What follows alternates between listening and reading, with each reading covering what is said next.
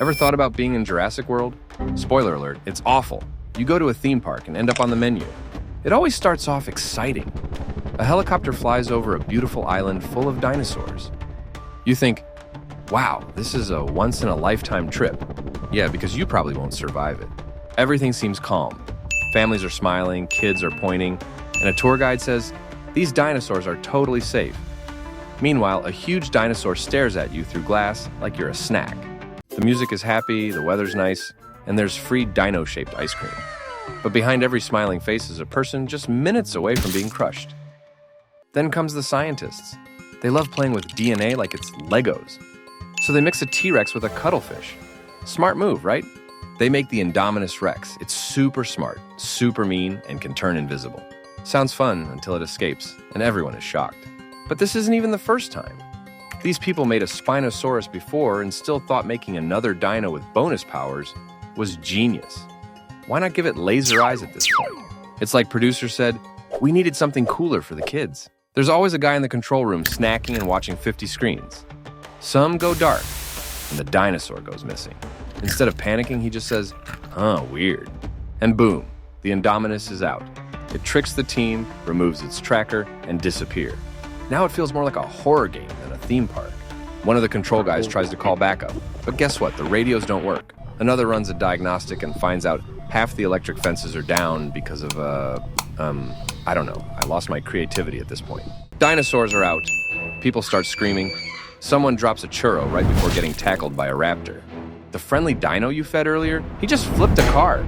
You dodge crowds. You get chased by dinosaurs in a stampede.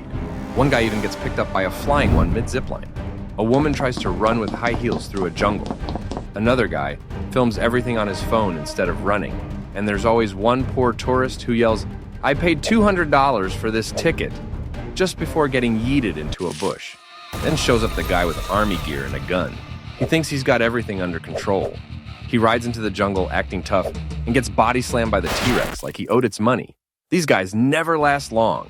He gave a whole speech about strategy, tactics, and animal behavior before getting eaten mid-sentence. At this point, even the herbivores look done with humanity. You think it can't get worse? The trained raptors have switched the sides. One moment they're attacking the big dino, next minute they're teaming up with it. Blue, the raptor with more emotions than most people, turns against the humans, then back again. You're just trying to stay out of the way. Jurassic movies always have kids who ditch the adults. They sneak into danger zones, mess with tech they don't understand, and survive disasters like pros. And you're just watching like, how are they alive? Meanwhile, you twisted your ankle stepping off a curb. They repair Jeeps, and somehow always find the one building still working, while adults get lost in the bushes. In the middle of all this chaos, there's always a couple having a moment. They look into each other's eyes while something growls nearby. Because yeah, this is clearly the right time to bring up your feelings. She says, I never stopped loving you, while a fireball lights up the sky. And someone in the background screams, we're gonna die! Now it's time for the final fight. Giant dinosaur versus bigger dinosaur. They throw each other punches while you crawl under a bench, hoping to survive. Somewhere on Earth, the Mosasaurus jumps out and eats one whole. The T-Rex steps in and flexes like he owns the place. Everyone cheers because they paid to watch him. Meanwhile, you're still crying under a bench, trying to text your mom goodbye. You think it's over? You're limping towards the boat.